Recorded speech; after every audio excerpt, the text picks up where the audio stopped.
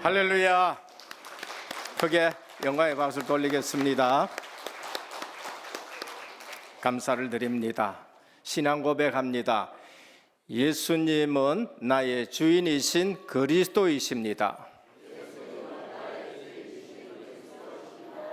믿음, 소망, 사랑 이 세 가지는 항상 있을 것인데 그 중에 제일은 사랑이라. 할렐루야. 서양에 가면은 유명한 그림들이 많이 있습니다.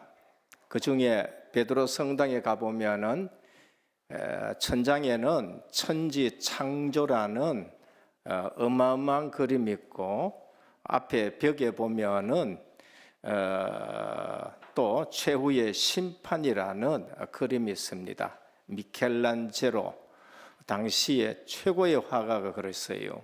근데 미켈란젤로의 또 버금가는 미켈란젤로가 시기할 만한 화가가 나타났는데 레오나르도 다빈치라는 사람입니다. 그분이 그림이 또 유명한 그림 하나 있습니다. 그는 또 최후의 만찬이라는 그림입니다. 오늘까지 교회 같은 데도 걸려있까지요. 우리 영상 준비됐으면 한번 볼까요? 예, 저게 레오나르도 다빈치가 그린 그림입니다. 제일 중앙에 예수님이, 저 그림이 이제 마가 다락방에서 마지막으로 유월절 성찬식 한 그림입니다. 베드로도 있고 바로 옆에 요한도 있고 여러 제자들을 그렸고, 다음에 보면은 가룟 유다도 있습니다. 저 그림에 비하인드 스토리가 있어요. 레오나르도 다빈치가 이제 내려도 됩니다. 이 그림을 그리기 위해서 젊은 아름다운 멋있는 청년들, 영성 있는 사람들을 쭉 만나러 다니면서 제일 먼저 예수님을 그려야 되겠다 해서 예수님 모델 될 만한 사람을 찾아서 그렸습니다. 그리고는 또 사랑받을 만한 사람 요한도 그리고, 또 급하지만은 리더가 될 수 있는 베드로도 그리고, 그러면서 저 그림이 오랜 시간을 거치면서 그렸습니다. 제일 마지막에 한 사람을 찾아야 돼요. 누구냐? 가룟 유다를 찾아야 됩니다. 그래서 가룟 유다를 어떤 사람을 모델로 해야 되느냐 하면서 여러 곳을 다니다가 이제 감옥에 가가지고 찾아보자 해서 감옥에 가서 왕으로부터 사형 언도를 받은 사람을 만나게 됐습니다. 보니까 뼈짝 마르고, 그래서 눈썹도 날카롭고 이래가지고 이제 허락을 받아서 양재 바른 곳에서 이제 가룟 유다 모습하고 같다 해서 이제 그렸습니다. 얼마 있지 않으면은 사형 당할 사람이지요. 다 그리고 이제는 떠날라 하는데, 감옥으로 그를 데려가는데 그 죄수가 레오나르도 다빈치를 부르더란 거예요. 쫓아와서 선생님 저를 모르겠습니까? 그러더래요. 그래서 전혀 모르겠다고, 기억이 안 나느냐는 거예요. 기억이 안 난다. 몇 해 전에 예수님을 그리려고 찾아오신 분이 선생님이고, 제가 그 예수님의 모델이고, 지금 내가 보니까 가룟 유다의 모델이 되었다 하면서 펑펑 울었다는 얘기인 겁니다. 오늘 우리는 이 시대를 보면서도 참 혼란한 시대예요. 20년 만에 그 정상에 있던 대통령 세 분이, 그것도 한 분이 아니고 대한민국에 그냥 파면을 당하고 탄핵을 당하는 그런 지경입니다. 세상은 그렇다 치더라도 교회도 둘로 나눠져 가지고 야단 법석이고 있는 이러한 입장이고, 때로는 목회자가 저렇게 하면서 목회를 할 수 있느냐 하는 그러한 혼란의 시대입니다. 오늘 우리는 그 그림을 보면서 직분이 중요하지만은 직분 받은 것하고 구원받은 것하고는 다르다는 거예요. 제자라는 직분을 받았고 그러면서 목사라는 직분을 받았고 하지만은 그 직분하고 구원받은 자의 삶하고는 다른 것을 볼 수 있습니다. 그런데 믿음은 괜찮다 하는 그런 부분으로 또 주장하는 것도 있고, 아니야, 믿음만은 가지고는 안 돼, 행함이 있어야 된다는 것도 말합니다. 오래 교회 다닌 것하고 실제로 거듭난 삶을 사는 것하고는 또 다른 겁니다. 성도가 사회적으로 성공하고 분명히 직분을 가지고 사회적으로 성공했는데 실제적으로 신앙적으로 성공했느냐라고 물었을 때에는 또 다른 혼란스러운 점이 있습니다.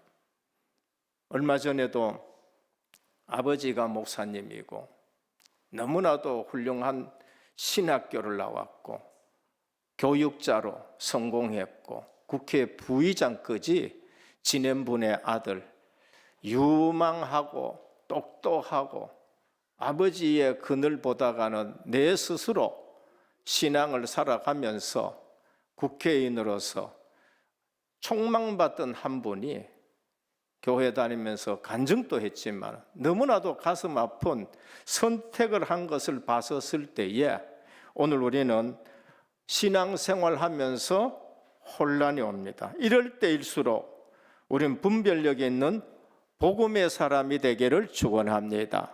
신앙생활을 형식적으로 흉내내는 신앙생활이 아니라 오늘 제목이 하나님의 뜻이 뭔가예요.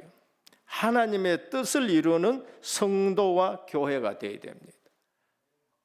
오늘의 세상이나 데살로니가 교회에 있었던 세상이나 노아 홍수 때나 소돔 고모라 때나 문화는 별반 다르지 않습니다. 그래서 사도 바울은 믿음의 역사가 있고 소망의 인내로 정금보다 빛난 교회이고 사랑의 수고로 기쁨이 가득하지만은 그 시대가 정말로 혼란스러운 시대에 오늘 사도 바울은 하나님의 뜻은 이것이니라고 말씀하는 걸 볼 수 있습니다. 첫 번째입니다. 하나님의 뜻이 뭔가? 우리는 중요하지 않는 것에 관심 가지고 신앙생활하지 말고 인생의 제일 되는 목적이 뭔가? 그러면 구원받은 우리는 하나님의 뜻이 뭔가? 이 부분을 놓고 오늘 은혜 받기를 원합니다. 하나님의 뜻은 이것이니 삶의 최고의 목표는 하나님의 뜻대로 살아가는 것인데 하나님의 뜻이 뭔가? 오늘 데살로니가전서 4장 3절에 보면 너희의 거룩함이니라 라고 말씀합니다. 하나님은 무슨 뜻을 가지고 있느냐? 우리가 하나님의 거룩에 참여하고 하나님의 거룩을 닮아가기를 원한다는 것이지요. 그거는 구약도 마찬가지고 신약도 마찬가지입니다. 레위기 19장 2절에 보면 너는 이스라엘 자손의 온 회중에게 말하여 이르라 너희는 거룩하라 이는 나 여호와 하나님이 너희 하나님이 거룩함이니라 라고 말씀한 것입니다. 하나님이 우리를 구원하신 것은 타락된 모습, 마귀의 종살이하는 모습, 그 모습이 아니라 내가 너희를 의와 진리와 거룩함으로 지었는데 이제는 예수 그리스도 안에서 그것을 회복하라는 것을 말씀합니다. 우리 베드로전서 1장 15절 16절 우리 찾아서 한번 같이 읽어보도록 하겠습니다. 시작. 오직 너희를 부르신 거룩한 이처럼 너희도 모든 행실에 거룩한 자가 되라. 기록되었으되 내가 거룩하니 너희도 거룩할지어다 하셨느니라. 기록되었으되가 뭐예요? 조금 전에 구약 성경에 이렇게 기록됐지 않느냐? 그러니까 너희도 거룩하라. 여기서 거룩하란 말은 어떤 경지에 올라가는 것이 아니고 우리는 구원받았지만 옛 모습을 가지고 있는데 하나하나 변화되어 가는 과정을 말씀합니다. 옛사람의 모습은 사라지고 새 사람의 모습으로 변화되어 가는 과정이 거룩의 필수성이에요. 그래서 그리스도를 본받아 닮아가는 성화의 과정입니다. 우리는 아셔야 됩니다. 내가 예수 그리스도를 믿었다, 늘 우리는 고백하는 주님인 나의 주인이다 했었을 때에 나의 옛 모습은 버려지게 되고 그리스도를 닮아갈 줄 믿으시기를 바랍니다. 그건 필수예요. 그렇게 변하지 않을 수가 절대 없습니다. 왜 그러냐?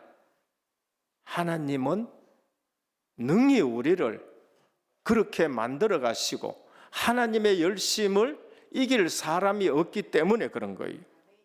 그래서 우리는 구원을 잘 이해하고 구원을 성경에서 말씀하시는 대로 구원을 믿어야 돼요.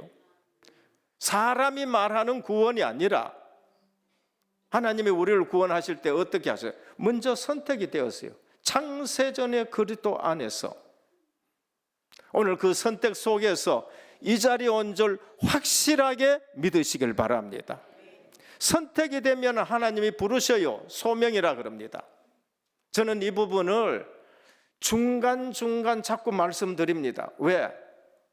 다른 잘못된 구원이 우리의 생각에 침투하지 못하도록 하나님이 우리를 소명하시고 부르시면은 우리는 성령의 역사로 중생하게 되고 중생한 자는 회심하게 되고 그러면서 믿게 되고 믿으면은 의롭다 하고 의롭다 한 우리를 양자 삼은 거예요. 하나님의 자녀가 됐다는 걸 말합니다. 그러면은 자녀된 우리를 성령께서 어떻게 가느냐? 변화시켜 가는 겁니다. 옛모습은 사라지게 하고 그리고 주님 닮아가도록 자꾸 성령이 역사해요. 우리가 그렇게 가지 않으면은 내 속에서 로마서 8장의 말씀처럼 성령이 탄식하면서 우리를 주님 닮아가게 하는 것입니다. 그걸 성화라 그래요. 언제까지? 끝까지 견인입니다. 참고 참으면서 우리가 믿음으로 참고 참으면서 결국 승리의 자리, 영화로운 자리로 인도하실 줄 믿으시길 바랍니다. 그리스도를 본받아 닮아가는 성화의 과정은 필수적인 겁니다. 그렇게 되지 않을 수가 없습니다. 골로새 4장 12절에 그리스도 예수의 종인 너희에게 온 에바브라가 너희에게 문안하느라 그가 항상 너희를 위하여 애써 기도하여 너희로 하나님의 모든 뜻 가운데 완전하고 확신 있게 서기를 구한다 했습니다. 오늘 이후로 주님이 나를 구원하셨고 나를 부르셨고 자녀 삼아서 쓰면은 하나님이 나를 주님 닮아가도록 만들어 가실 줄 확신하기를 축원합니다. 확신 있는 신앙생활 해야 돼요. 내가 잘못해가지고 넘어졌더라도 그 넘어진 데에 그 양심 가지고 기준이 되면 안 돼요. 우리의 양심이 구원의 기준이 될 수 있느냐? 저는 그게 안 되더라고. 내가 아무리 양심 있게 살아봐도 내 마음에 죄사함의 기쁨은 없어요. 차라리 그 잘못된 것 가지고 어느 국회의원처럼 그 양심적으로 극단적인 선택을 하지 말고 우리 주님 앞에 내어놓고 회개하고 그 은혜를 가지고 새롭게 출발하셔야 되지 않겠습니까? 양심적으로 극단적인 선택을 하면 남아있는 아내는 어떻게 하고 그 자녀들은 어떻게 하겠느냐 말이에요. 그래서 복음의 진리를 조금만 알아도 이단인지 잘못된 교리인지 우리가 바로 알게 됩니다. 그러나 성경대로 안 믿으면은 혼미한 말을 할 때에 소피스트 얘기할 적에 궤변 얘기할 때에 분간이 없는 겁니다. 하나님의 뜻은 뭔가? 한 생명도 잃어버리지 않음이 하나님의 뜻입니다. 요한복음 6장 39절 우리 같이 봉독하도록 하겠습니다. 시작. 나를 보내신 이의 뜻은 내게 주신 자 중에 내가 하나도 잃어버리지 아니하고 마지막 날에 다시 살리는 이것이니라. 나를 보내신 이가 누구요? 하나님 아버지, 성부. 지금 말씀하시는 분은 누구예요? 아들 성자 그리스도. 하나님이 내게 주신 자는 내가 하나도 잃어버리지 않는 것이 아버지의 뜻이라고 말씀합니다. 저는 이 말씀을 읽으며 그렇습니다. 누가복음 15장에 잃어버린 한 마리 양이 내가 그 복음을 온전히 깨닫지 못하고 있을 때에 주님은 찾아오셔서 잃어버린 나를 안고 교회로 인도하시는구나. 여자가 10드라크마를 받았어요. 누구한테? 신랑으로부터. 약혼의 증표로. 그런데 그 하나를 잊어버렸어요. 그럼 9개의 의미가 없어요. 9개 있어도 온전한 예물이 안 돼요. 그러니까 여성이 밤이 맞도록 침대 밑으로 그거 다 하나 찾아서 10개를 완성시키의 그 기쁨. 오늘 은혜교회에 주님은 이렇게 여러분을 찾아서 이곳에 앉게 하셨습니다. 우리는 잃어버린 한 거, 그거 하나를 찾아야 돼요. 내가 찾아졌듯이. 그리고 탕자, 집 나간 탕자, 아버지는 돌아오기를 늘 기다리고 있는 거 있지요. 오늘 저와 여러분이 잃어버린 한 사람으로 주님이 안고 이 자리에 돌아오신 줄 믿으시길 바랍니다. 그러면 우리는 뭐 해야 돼요? 우리도 이제는 교회가 잃어버린 영혼, 잃어버린 한 드라크마 하나, 집 나간 탕자, 이제는 전부 찾아야 됩니다. 이번에 새가족 초청 세미나에 참석했는데 교육 내용이 아주 성경적이에요. 전도가 어렵다. 그게 아니다. 우리가 잘못 알아서 그렇다. 전도는, 교회는, 초청은 내가 하고 전도는 목사님이 하고 믿게 하는 것은 성령님이 하신다 그래요. 한번 따라 하시길 바랍니다. 초청은 끄면 내가 하고 합니다. 시작. 초청은 그다음에 전도는 전도는 가면 목사님이 하고, 전도는 믿게 하는 것은 그런 거예요. 그러면 전도는 부담이 안 되는 거죠. 주님 앞에 빌립이나 와 보라 초청했어요. 주님이 말씀을 전하시니까 성령께서 그 마음에 믿음을 주시고 믿게 하시는 거죠. 오늘 한 생명도 잃어버리지 않는 것이 아버지의 뜻이니라 그렇게 말씀했어요. 오늘 은혜교회는 이제 부흥하는 일만 남은 줄 믿으시길 바랍니다. 여기만 하면 은혜교회는 부흥하는 일만 남은 줄 믿으시길 바랍니다. 이유가 뭐예요? 믿음의 역사예요. 이유가 뭘까요?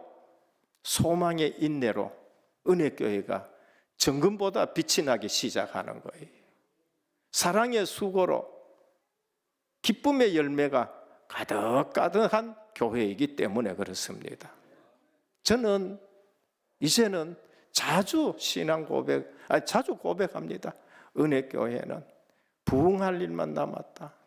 초청은 내가 하고 전도는 목사님이 하고 믿게 하는 것은 성령님이 하신다. 하나님의 뜻은 항상 주님 의지하고 기뻐하고 감사함으로 살아가는 것이 하나님의 뜻이에요. 문제에 파묻혀가지고, 물론 문제 오면 우리는 걱정도 되고 눈물도 흘리고 기도도 해야 되겠지요. 그러나 사도 바울은 문제 앞에서 낙심하지 않았습니다. 요셉은 문제 앞에서 무너지지 않았습니다. 데살로니가전서 5장 16절 18절 보면 항상 기뻐해라, 쉬지 말고 기도해라, 범사에 감사해라, 이는 예수 안에서 너희를 향하신 하나님의 뜻이니라 그렇습니다. 다시 합니다. 이것이 그리스도 안에서 너희를 향하신 하나님의 뜻이니라. 왜 다시 했느냐? 빠진 거 그냥 하면은 집에 가면은 성경 구절도 제대로 얘기 안 하냐고 또 얘기하기 때문에. 우리가 기뻐해야 되는 것이 하나님의 뜻이에요. 왜냐? 주님이 나를 구원했고 주님이 나를 인도해가고 문제통에서 합력하여 선을 이루기 때문에 그러십니다. 이 일을 누가 이루어갈까? 우리는 늘 문제 오면은요 걱정으로 빠져버려요. 우리는 문제 오면은 낙심합니다. 그런데 내 생각도 내가 날 지키질 못해요. 그래서 모든 일에 기도와 감사로 너희 구할 것을 감사함으로 하나님께 아뢰라. 이는 너희 생각과 마음을 주님이 지키심이라 그랬어요. 오늘 또 우리의 생각과 마음을 주님이 지키시기를 축원합니다. 그래서 문제 앞에서 자꾸 당황하지 마시고 주님이 내 생각 지켜주시고 주님이 나를 보호하시고 말씀으로 나를 인도해 주십시오. 이 일을 누가 이루느냐? 하나님이 이루어갑니다.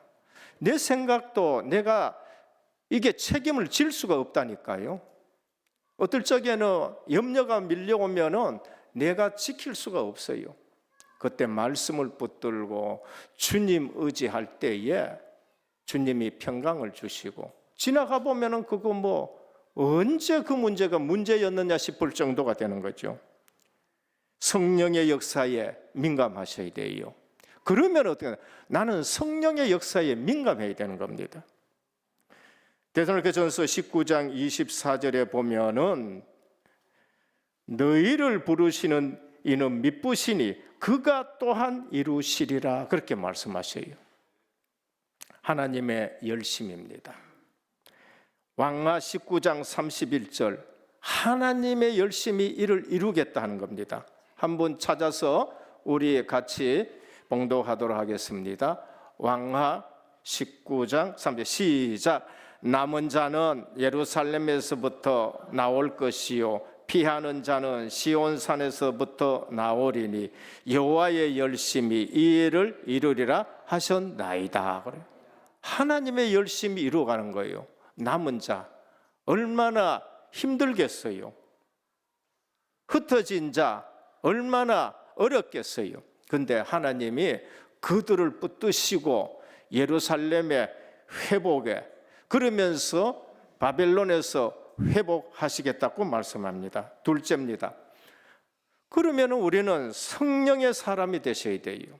성령 하나님의 역사에 민감하셔야 됩니다. 오늘 또 4장 7절 8절에 뭐라 하시냐? 하나님이 우리를 부르심은 부정하게 하심이 아니요 거룩하게 하심이니 그러므로 저버리는 자는 사람을 저버림이 아니요 너희에게 그의 성령을 주신 하나님을 저버림이라 그랬습니다.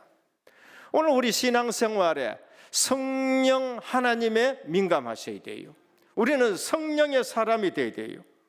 바울이 복음을 전하던 당시 로마 제국은요 역사상 성적으로 가장 타락한 국가였습니다.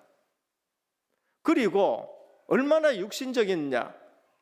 강대한 나라니까 맛있는 거 먹을 거 온 애굽에서도 가져오고 온 데서 다 가져오고 그러니까 식도락 먹는 게 재미있어 가지고 맛있는 거 먹고 또 맛있는 게 있어요. 못 먹으니까 바깥에 나가서 손 넣어가 토하고 와가지고 또 먹고 이것이 로마 제국의 영적인 상태인 것입니다.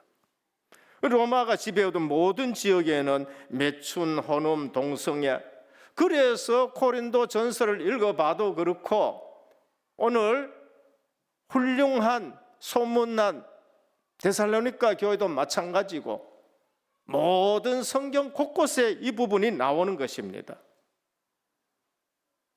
지역에 심지어 이방 신전에 제사하는 여사제들은 매춘을 그냥 직업으로 생각하고 있는 것입니다.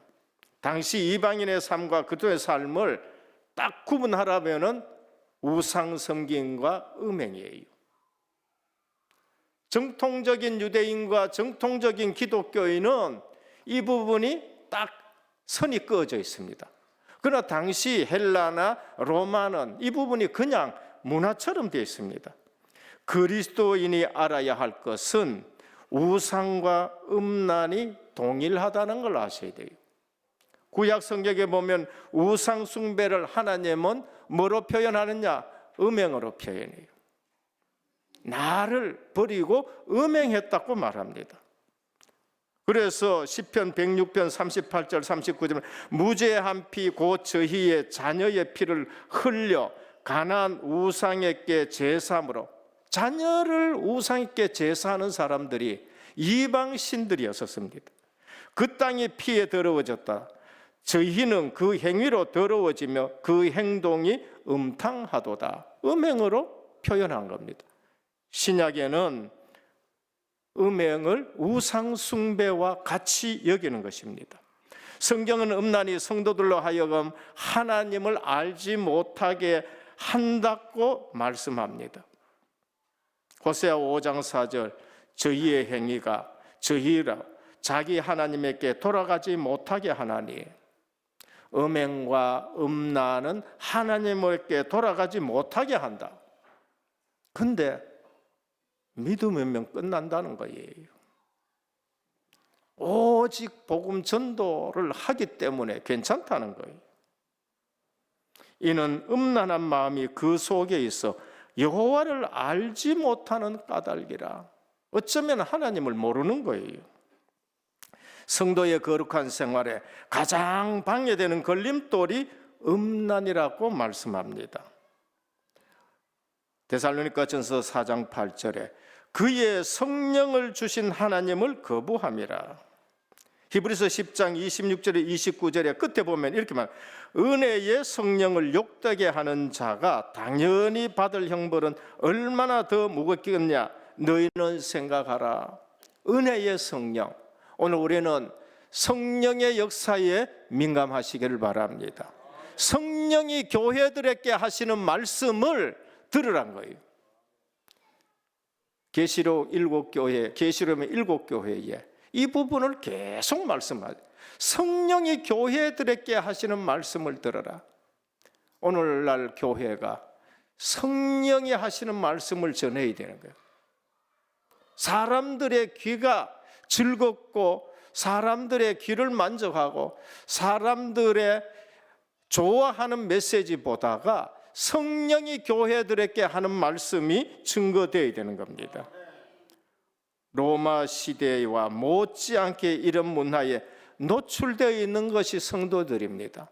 우리는 눈물로 기도해야 되고요. 우리는 정말로 교회를 보호해야 되고. 노아 홍수 시대는 어떻게 했습니까? 노아는 은혜를 받았더라 그래요. 성령의 역사에 민감하고 은혜에 민감해야 돼요. 그래서 100몇 년 동안 노아는 방주를 지을 수가 있는 겁니다. 오늘 우리 은혜교회에 은혜 받고 이 시대에 노아 방주 짓듯이 말씀 운동하는 저와 여러분 되시기를 축원합니다. 노아는 은혜를 받았더란 거예요. 은혜 받으면 이길 수 있는 겁니다. 소돔과 고모라 시대는 어떻게 했습니까? 기도하는 사람을 말 들었어요. 아브라함 기도했습니다. 거기는 더 이상 소망이 없어서 빠져나오라 그래요. 거기 있으면은 더 이상 전도도 안 되고 더 이상 소망이 없어요. 그래서 롯을 빼내오는 겁니다. 오늘 우리는 소망이 없는 곳에서는 빠져나와야 되는 거예요. 요셉은 옷을 벗어나 놓고 빠져나왔었습니다. 우리는 몸은, 사도 바울은 뭐라 했냐? 우리의 육체를 주를 위해 보존하라고 말씀했습니다. 고린도전서 6장 13절 한번 같이 봉독하도록 하겠습니다. 예배드리고 하나님의 말씀이 내게 남아있어야 돼요. 시작. 식물은 배를 위하고 배는 식물을 위하나 하나님이 이것저것 다 폐하시리라. 몸은 음란을 위하지 않고 오직 주를 위하여 주는 몸을 위하시느니라. 식물과 배, 이거는 주님 오시면 다 폐하는 겁니다. 근데 우리 몸, 우리의 영혼은 주님을 위해 보존되어야 된다고 말씀합니다. 우리의 육체는 그리스도의 소유이며 성령이 거하시는 성전입니다. 고린도전서 6장 15절입니다. 너희 몸이 그리스도의 지체인 줄 알지 못하느냐? 내가 그리스도의 지체를 가지고 창기의 지체를 만들겠느냐? 결코 그럴 수 없느니라. 창기와 합하는 자는 저와 한 몸인 줄 알지 못하느냐? 일러스되 둘이 한 육체가 된다 하셨으니 주와 합하는 자는 한 영이니라. 남편과 아내는 한 몸인 줄 믿으시길 바랍니다. 우리는 주님과 또 주님이 머리 되시고 교회는 그의 몸이 되는 거예요. 우리가 하나님의 뜻대로 살 수 있는 것은 우리 안에 성령이 거하시기 때문에 그래요. 오늘 우리는 성령의 사람이 되시기를 축원합니다. 성령의 소리에, 말씀에 우리는 민감하셔야 되는 겁니다. 성도는 성령을 힘입는 순간 모든 유혹을 이길 수 있습니다. 사도 바울은 날마다 자신을 복종시킨다라고 했어요. 고린도전서 9장 27절입니다. 한번 같이 우리가 봉독하도록 하겠습니다. 없어요? 내가 내 몸을 복종하게 하면 내가 남에게 전파한 후에 자기가 도리어 버림이 될까 두려워함이로다. 바울처럼 확신 있는 사람이 어디 있어요? 바울처럼 전도 선교하신 분이 어디 있어요? 그런데 뭐라 그래요? 내가 내 몸을 복종하게 하면 내가 남에게 전파한 후에 자기가 도리어 버림이 될까 두려워함이로라. 사도 바울이 믿음이 없어서 이런 말씀할까요? 사도 바울이 전도 선교 안 해서 이런 말씀을 할까요? 오늘 우리는 날마다 내 자신을 복종시켜야 돼. 고린도전서 15장 31절에 형제들아 내가 그리스도 예수 우리 주 안에서 가진 바 너희에게 대한 나의 자랑을 두고 단언하느니 나는 날마다 죽노라 그러세요. 날마다 죽. 갈라디아 2장 10절 나는 그리스도와 함께 십자가에 못 박혀 죽었다고 얘기를 합니다. 오늘 나는 죽고 주님이 내 속에 주인 되시길 바랍니다. 성령께서 나를 성전 삼고 사는 삶이 되셔야 됩니다. 세 번째, 건강한 재림 신앙입니다. 재림 잘 얘기를 안 해요. 이유는 뭔가? 이단들이 재림을 너무 이용 많이 해가지고 그래서 재림 얘기가 겁난다니까요. 오해가 되어집니다. 그렇다고 재림을 얘기를 하지 않으면은 더욱 성도들은 위험에 노출되는 거예요. 오늘 또 찬양, 오늘 설교 이후에 이 찬양 하려고 해서 바꿔놨는데 성령께서 역사하시고 찬양대가 이 찬양을 불러줘서 너무 감사한 겁니다. 오늘 설교 이후에는 우리 변하는 삶을 내가 조금 찬양을 했고 설교 마치고 이 찬양을 재림 찬양을 한번 할까 했는데 성령이 역사하신 것 같아. 이 찬양을 해주셨어.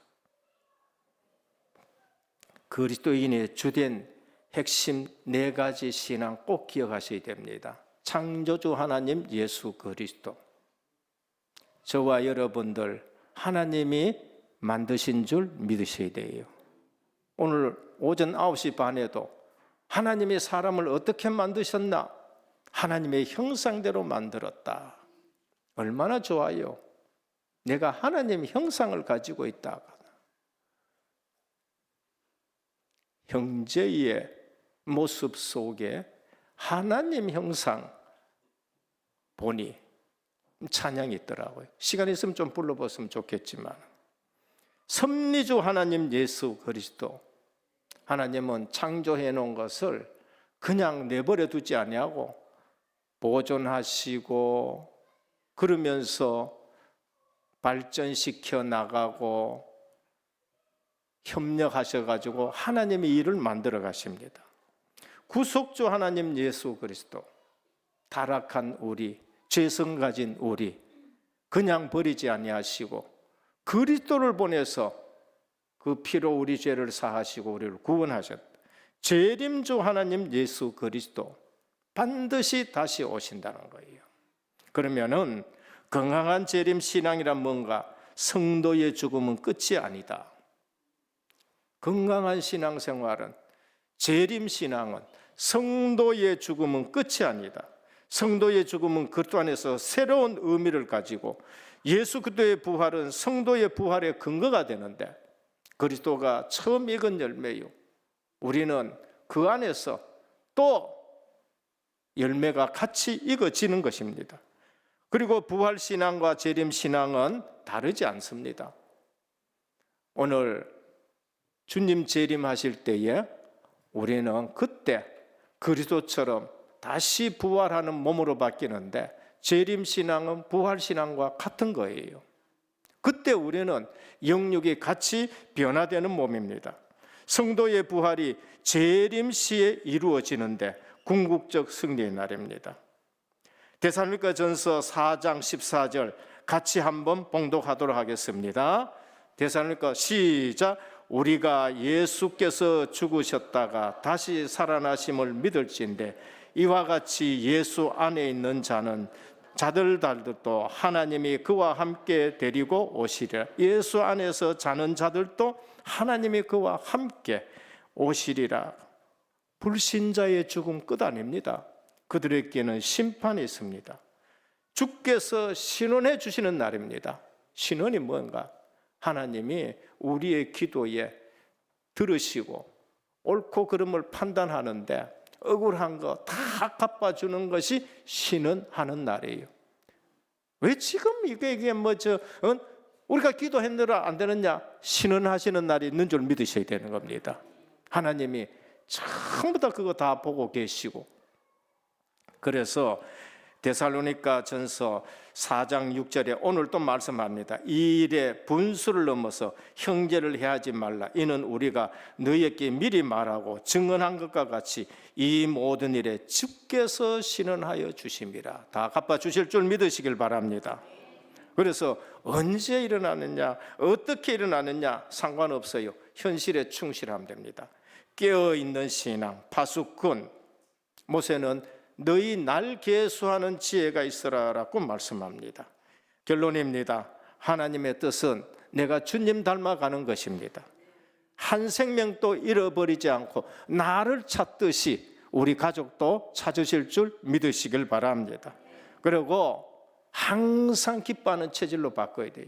그리고 기도하는 체질로 바꿔야 되고 늘 감사하는 체질로 바꾸어지기를 우리 주 예수 그리스도 이름으로 축복합니다.